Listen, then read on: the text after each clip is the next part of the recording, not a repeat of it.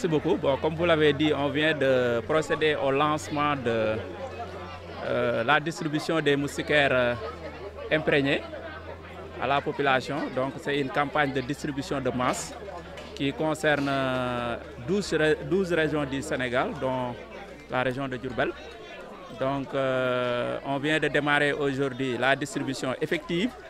ce qui doit durer 5 jours. Donc cette distribution va continuer jusqu'au lundi prochain, Inch'Allah. Et on compte distribuer en tout cas à la population du département de Diourbel pas moins de 216 000 moustiquaires.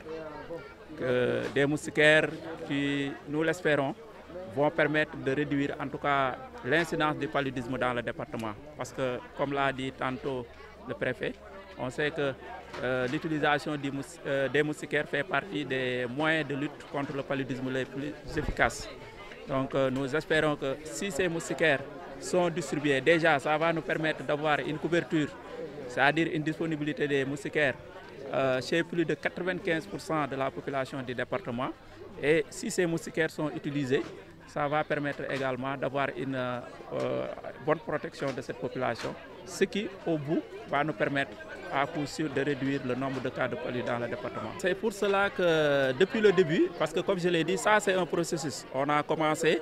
depuis très longtemps avec la planification, mais aussi surtout avec la communication. Parce que comme je l'ai dit,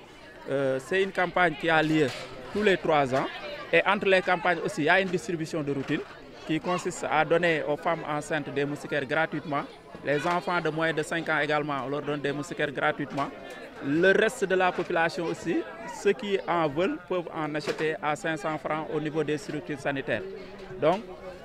il y avait une bonne disponibilité dans la communauté. Maintenant, le défi, c'était l'utilisation. C'est-à-dire qu'il y a beaucoup qui avaient des moustiquaires et qui ne l'utilisaient pas ou qui l'utilisaient à d'autres fins. Raison pour laquelle on avait mis l'accent sur la communication, la sensibilisation, pour vraiment amener la population à une utilisation effective de ces moustiquaires. Globalement, dans le district de Diourbel, le paludisme suit une courbe descendante. Même si on prend la région, l'année dernière, on a noté une hausse par rapport à 2020. Mais si on se limite juste au niveau du département de Diourbel quand même, depuis 4 ans, on est sur une courbe descendante, c'est-à-dire chaque année on note une diminution des cas de paludisme. Il y a juste des moustiquaires forme carrée qui sont disponibles partout, en fait, parce que comme on dit, c'est des moustiquaires qui sont commandés pour tout le Sénégal, donc pour 12 régions du Sénégal, et c'est le même type de moustiquaires, c'est des moustiquaires carrés qui sont utilisés pour cette... Merci beaucoup. Tout d'abord, je salue la propriétaire de ces lieux, Sokhna Daba Mbacké, Mitou Seigne Fallou, qui nous a permis de lancer cette cérémonie de distribution de la Milda, des moustiquaires, en ces lieux-là très religieux et très mythiques, qui est le quartier Keur Goumak. Nous sommes là aujourd'hui pour ce lancement qui va marquer un événement important dans la vie sanitaire de nos populations, car nous savons tous que la meilleure des protections contre le palu est la moustiquaire. Et ces partenaires-là qui sont là et qui nous ont permis d'avoir ces moustiquaires-là, depuis des années, pour chaque 3 ans, qui nous donnent ces moustiquaires, ces partenaires-là sont à remercier au nom du chef de l'État, au nom du gouverneur, du ministre et du gouverneur et du préfet du département. Nous leur en soyons très reconnaissants puisqu'ils nous ont permis aujourd'hui d'avoir des moustiquaires d'excellente qualité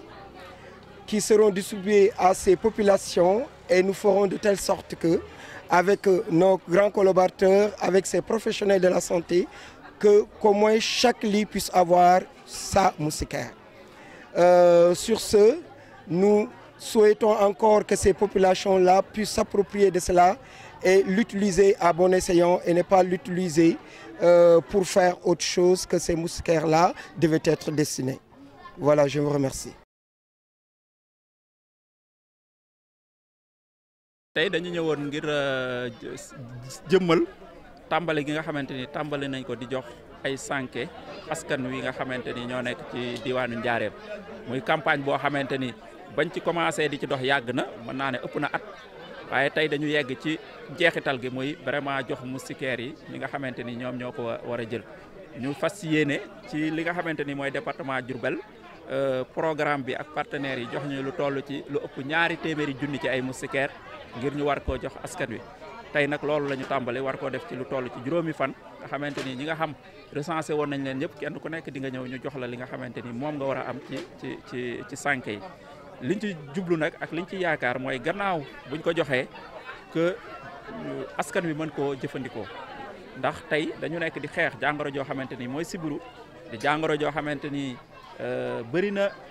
ay lor yu muy mën a jural askan wi te mu nekk jàngoro joo xamante ni ci nawet bi lay gën di faral di bëri tamit moo tax ñu préféré njalbeenu nawet bi ngir joxe sànke yi ndax nit ñi mën ko utiliser suñ ko utiliser liñ ci yaakaar mooy sibiru bi wàññeeku bu baax fii nga xamante ni mooy diwaanu Njaareem parce que xam nañ ko sànke bokk na ci jumtuwaay yi ñuy jëfandikoo ci xeex sibiru bokk na ci gën a ëpp njëriñ loolu daal moo waral ñuy ñaax ñëpp ngir gannaaw bu ñu jëlee seeni moustiquaire ñu mën koo takk ndax yàlla mën ñoo aar ci si programme bi su weesoo campagne yi ñuy def nii nga xam ñetti at yu nekk dañ koy def dañuy def tamit jigéen wérul bu ñëw ñu may la sànke te doo ci fay dara dinañ def xale bu amul juróomi at bu ñëw ñu may la sànke doo ci fay dara keneen képp ku ñëw tamit te soxla ñu mën la koo jaay ci njëkk yomb muy téeméer ba tax na tey sànke yi daanaka mën nañ ne mu ngi fépp léegi nag ci nekk bu mu nekk fépp tamit dañ ci gis ne am na ñoo xamante ni xëj na am biñ ko am lu mu yomb wala ñàkk a xam bu ñu ñàkk a xam njëriñ lim leen mën a jural day tax ñu koy jëfandikoo ci yeneen i anam moo tax ba ñu tàmbalee campagne bi def nañ ay communication lu bëri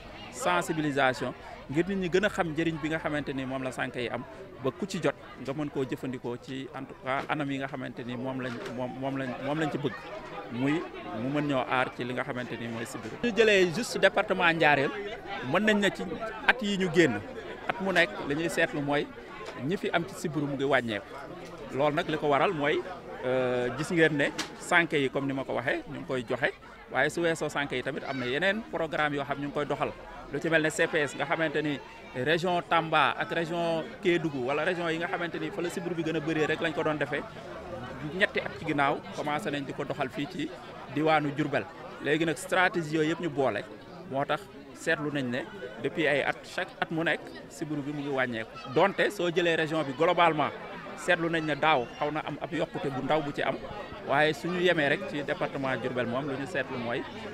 depuis at yi ñu génn yëpp at mu nekk mu ngi continuer di wàññeeku te am nañ yaakaar ne ak campagne bi loolu dina gën a jëm kanam mooy dina gën a wàññeeku. moustiquaires yi nag yi ñu am ren mooy yi nga xam dafa am ñeenti koñ yi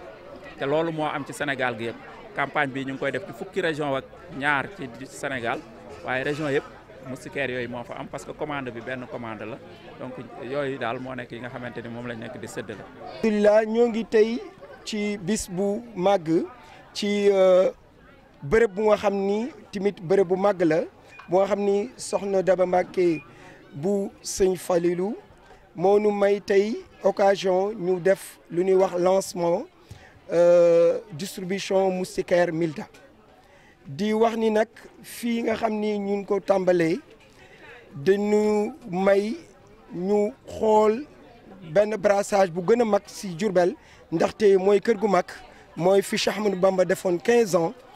ndax tamit mooy lii bu nga xam ni soxna si nga xam ni fekk nañ ko dafa am ay jigéen yu mu polariser yu bëri ñi nga xam ni mën nu jàppale ci li nga xam ni mooy distribution moustiquaire yi mu nekk lu am solo li nga xam ni sunu partenaires yi ñoo ñu si jàppale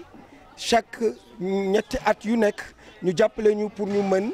joxe moustiquaires yi ci kër gi ndaxte xam nañ ni moustiquaire mooy nekk li nga xam ni fekkee pour aar sibiru la rek moom moo ci gën ñuy ñaan nag population bi nga xam ni jox nañ leen ko gratuitement te moustiquaires yi nekk lu cher te ñu xalaat ren comme ni ko ANOCI waxee que mën nañu am nawet bu nga xam ni tàmbali na déjà dafay gaaw ñëw te dafay bëri ndox nit ñi jëriñoo ko jëriñoo bu nga xam ni moo taxoon mu jóg ci loolu nag nañuy dànkaafu ñëpp di ñaan yàlla lépp lu nga xam ni ñoo ngi si wut yal nañ ko yàlla fàggal di gërëm di sant ñi nga xam ni mooy soxna Daba bi mu permettre cérémonie bi am di gërëm di sant tamit MCD ak district sanitaire bi yëpp bu Diourbel di gërëm di sant soxna Daba bi mu permettre ñu cérémonie bi am ci noowu donc ki nga xam ni mooy président de la république sinon ministre yëpp sinon gouvernement bi sinon gouverneur ak le préfet de Diourbel ñoo ngi ñaan yàlla li nga xam ni lancé nañ ko mu nekk li nga xam ni dinañu jëriñ ñun ñëpp ba nga xam ni dooñu am benn jàngoro et suñu benn doom du tëdd ñoo ngi leen di gërëm di leen sant.